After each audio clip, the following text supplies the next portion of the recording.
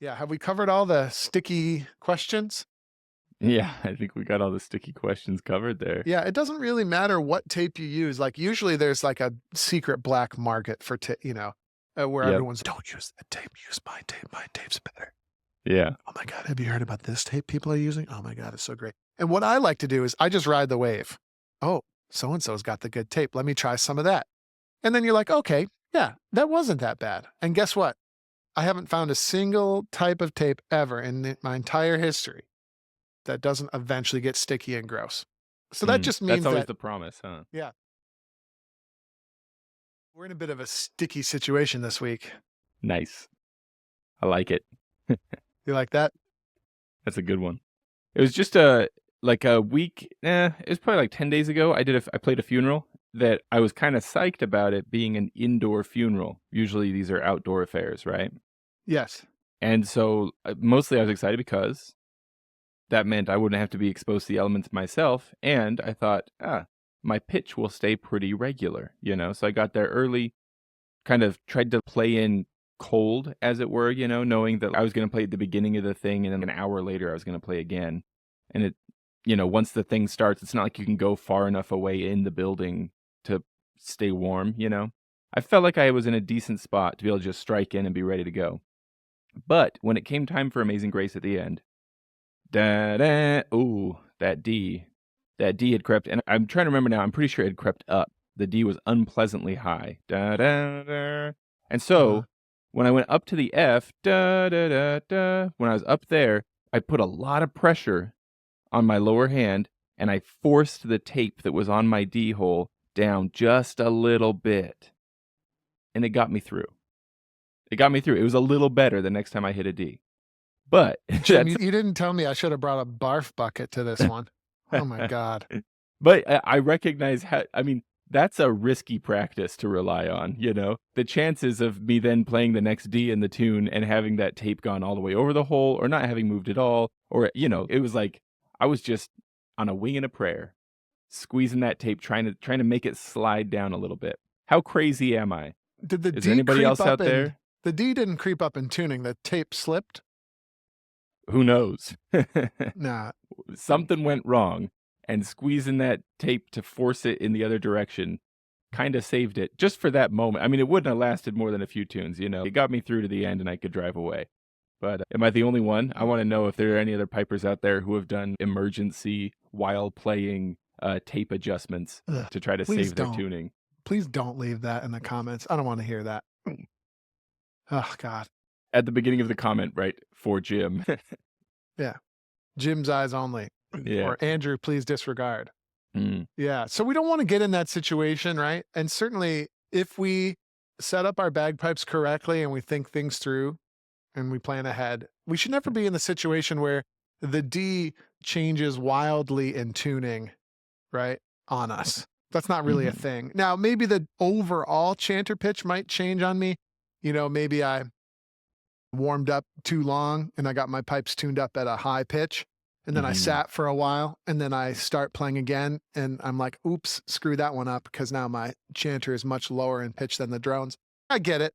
That kind of stuff will happen, but hopefully we should never be in the situation where the D is just wildly out. Did you maybe forget to check it? Maybe, or maybe I just didn't check closely enough, like, I kinda played a Hmm. little bit because I was trying to stay cold. So I might have just played quickly and been like, "Okay, that was good enough. I'll not play Mm. too much more because I don't wanna get stuff, wet and warm." Yeah. So anyway, and then it's also deeply disturbing to me that you are able to move the position of the tape with your Let's just with say your that I finger. have an incredibly strong grip. So, it was great tape, but I'm Or just very strong. no, I don't think that's probably what it is. You probably No, have it was that very old gooey, tape. yeah, It you had have been there that for a long gooey, time. disgusting tape. Yeah. Yep. I like using gaff tape, but after it's been sitting for a while, it's the gooeyest of tapes after it's been there for a minute, for sure. Yeah. Okay. So are we going to talk about tape? Let's talk about tape, my Let's talk man. tape. Let's talk tape. Absolutely.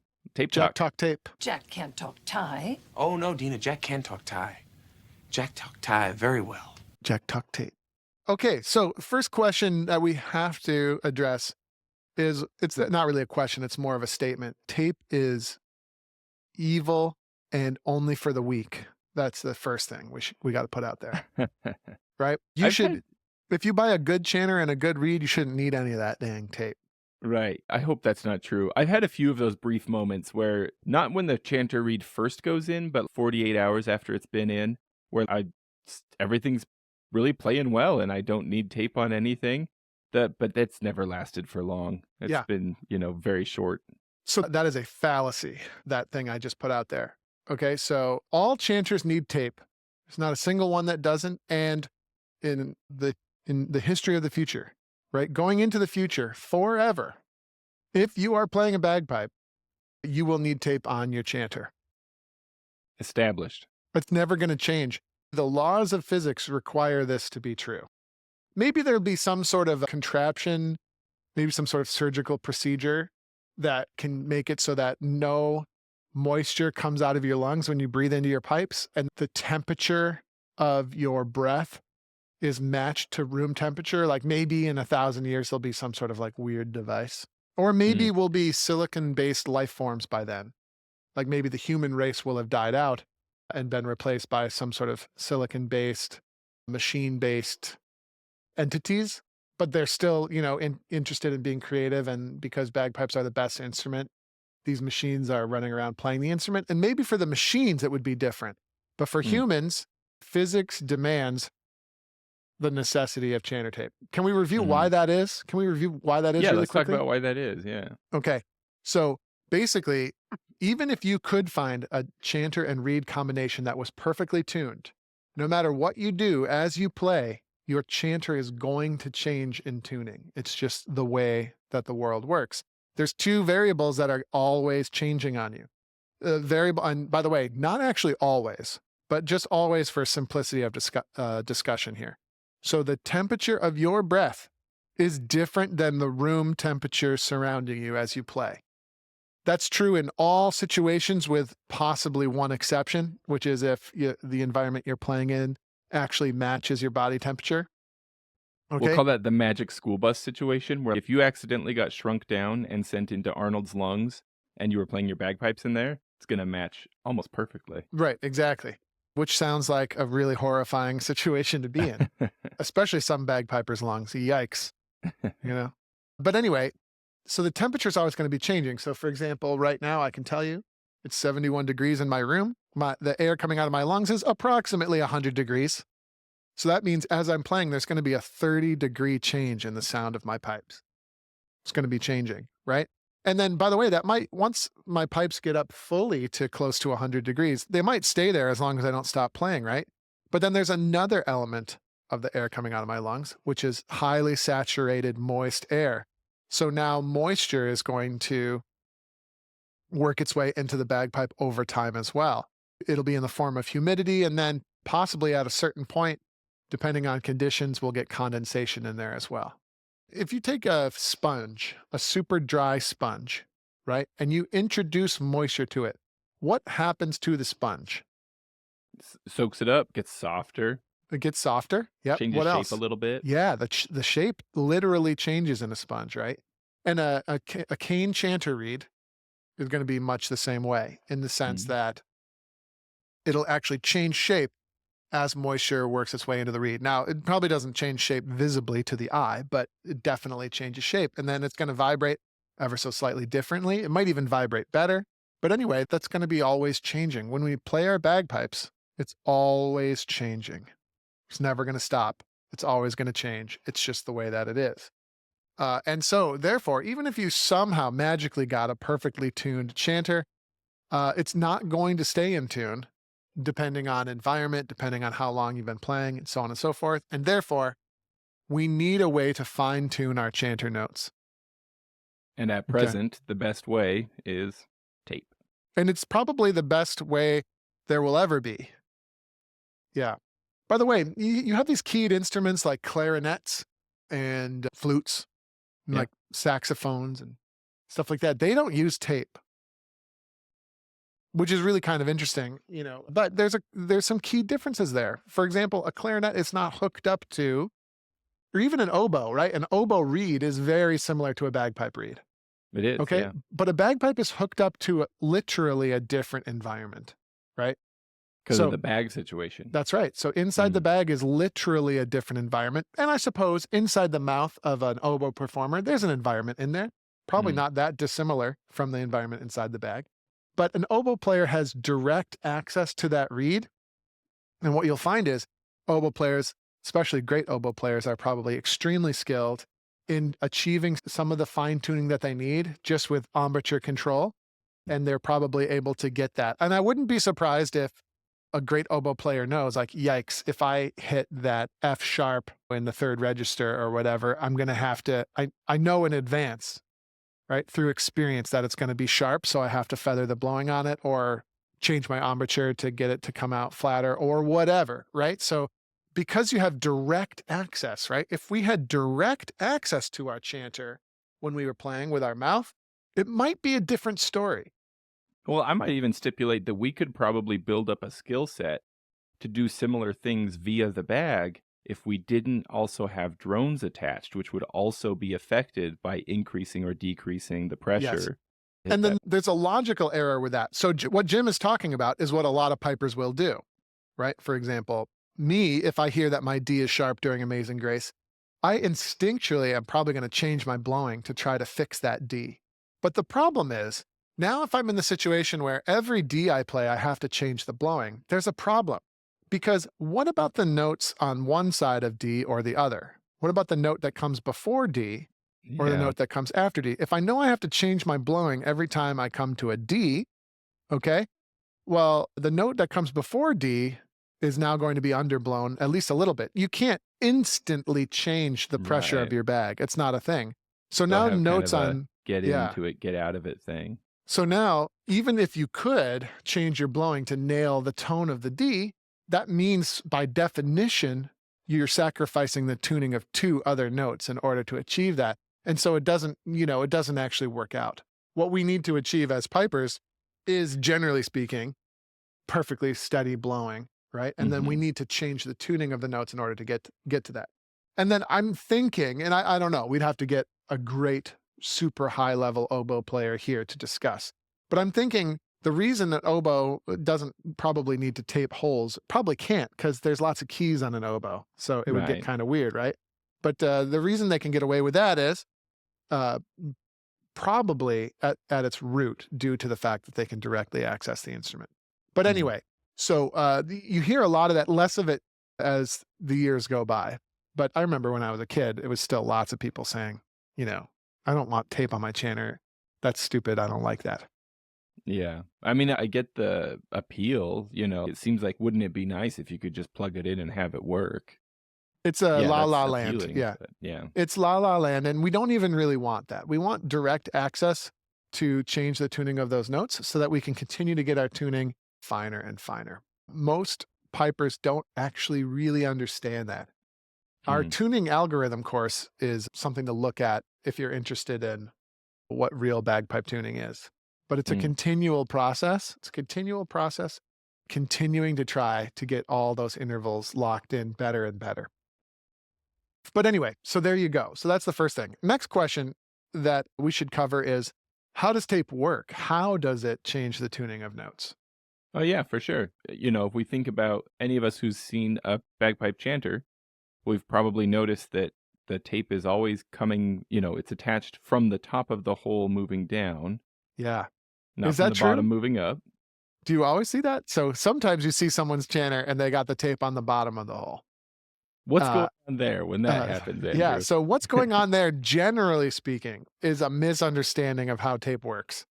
Okay? So, and then are there some freak instances where somehow by taping the bottom of the hole, you get a beneficial effect? I suppose, I'm sure. Probably, right? Yeah, Yeah, there's probably but- some situation. Yeah, I will say that no one I know does that.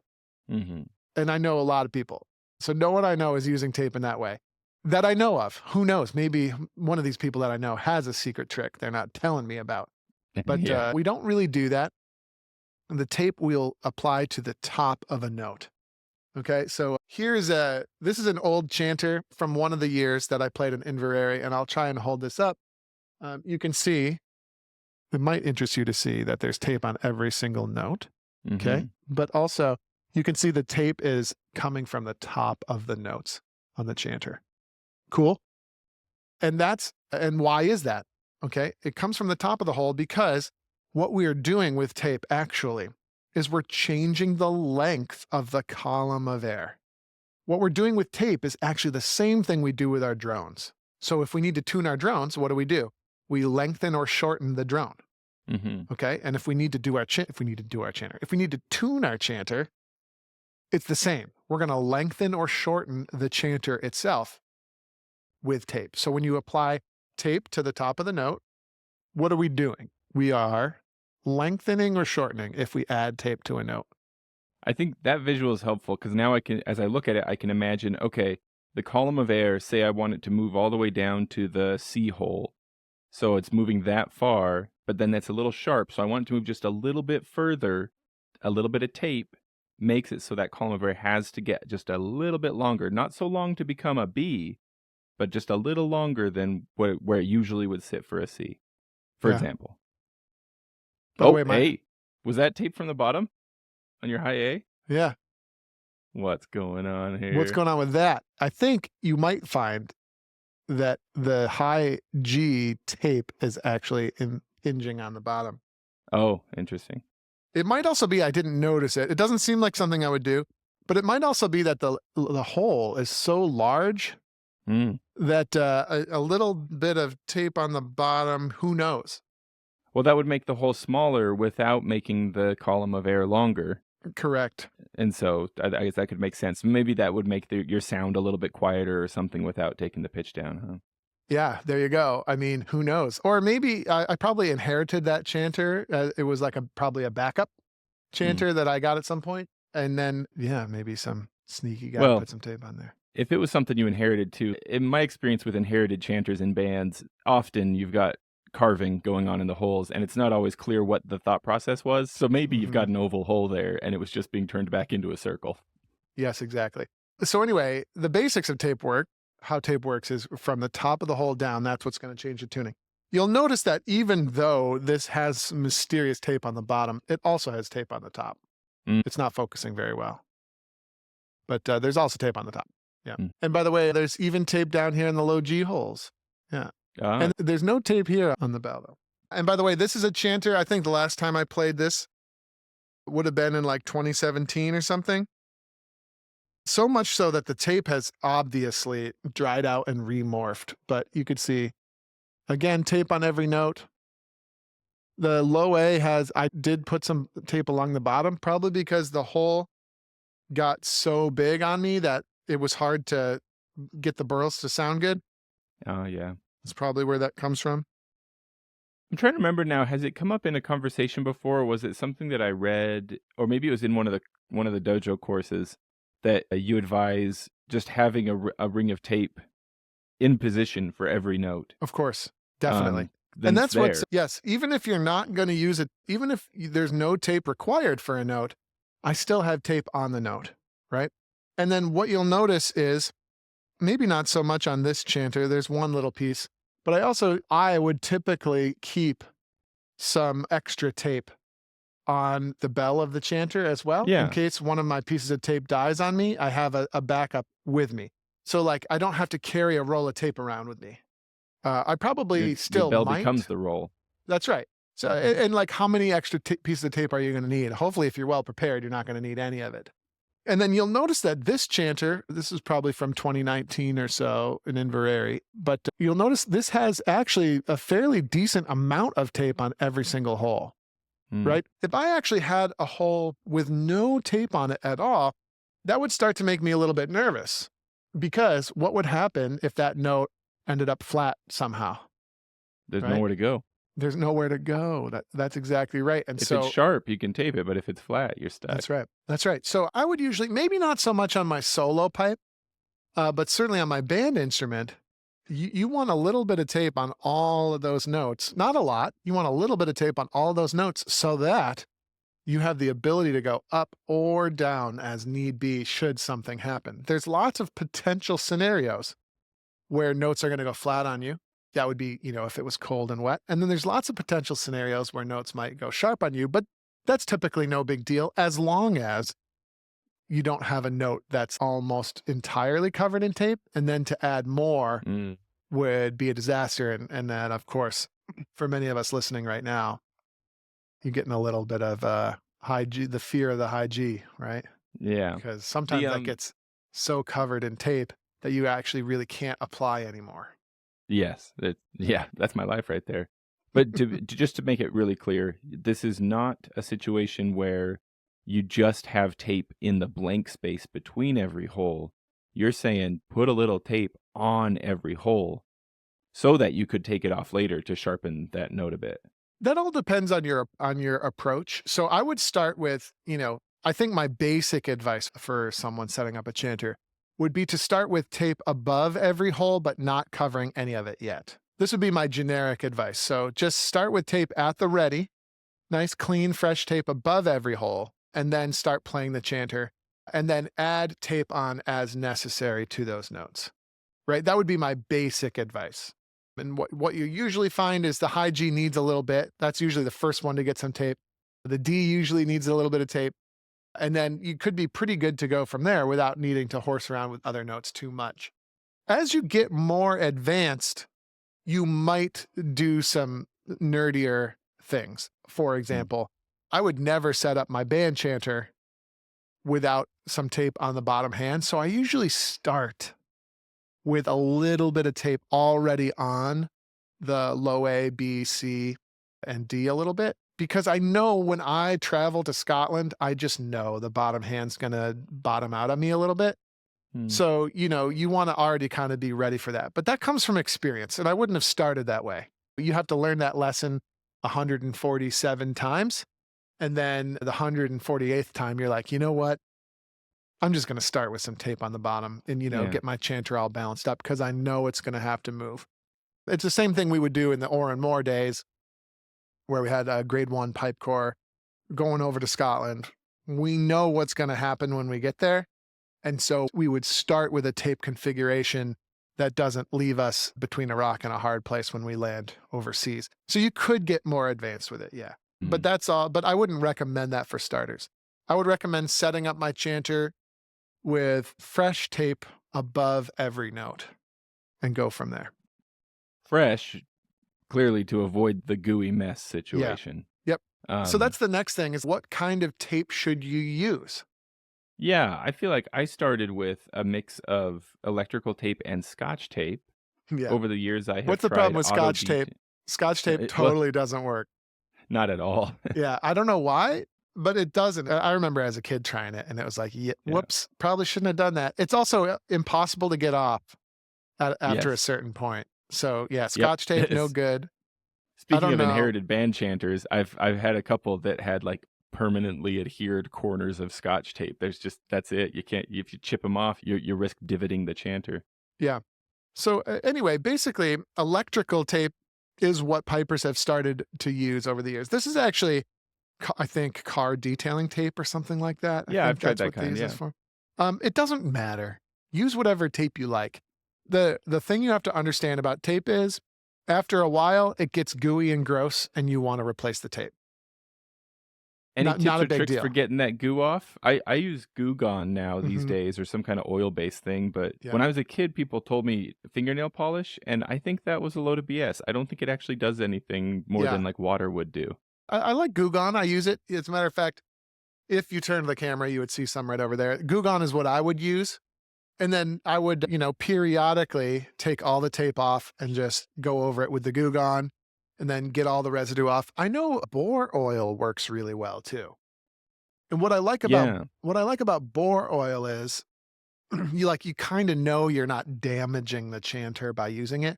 Like Goo Gone on a African blackwood chanter always makes me a little nervous for some reason. Yeah. I don't know why. But anyway, yeah, periodically what you do is you take all the tape off, clean off the chanter, and then put it back on. And by the way, I have a trick for this. What we used to do is we used to make diagrams, but nowadays in the era of the smartphone, right? Take some good photographs of the tape configuration on your chanter. Oh, yeah. Okay, take some good photos with your smartphone. That way you can confidently take all the tape off your chanter, get it all nice and clean. You can add your new tape on very carefully. and just use the pictures on your phone to match what the tape configuration used to be. You get pretty darn close that way. Oh, you'll get super close. Yep. And that's what Yeah. I do. That's what I do. And what we do, like in Inverary, for example, usually a couple weeks before a big contest, you get an email from Stuart with a little PS, change your tape, you scallywags. Otherwise known as, you got to change your tape now so that we can fine tune the chanters without a bunch of sticky, slippy, gym style Amazing Grace tape. Right. So you got to be a little bit organized about it so that when you're in a band, you don't get to your big performance and you have 3 members with tape slipping all over the place. And then we have a way that we do it in Inverary, sort of like a Inverary standard for how you'd actually apply your tape, which for us involves actually double layering. You can actually see it sloppily done on this one. There's actually 2 wraps, but you don't really need to do that. It depends on what tape you use, and you don't really need to do it. The main message here is, in a band, certainly you got to be pretty organized with your tape and making sure that you don't get the big performances with people with old tape. So that was another thing I wanted to ask you about, because when it comes to the tuning circle as a band, if you're the person moving tape, you want to be able to get to it, right? So Mhm. do we want to have tape go all the way around the chanter? Because it seems to me like that might be difficult for the person doing the tuning to find the end and Yes. unwrap it and get it adjusted.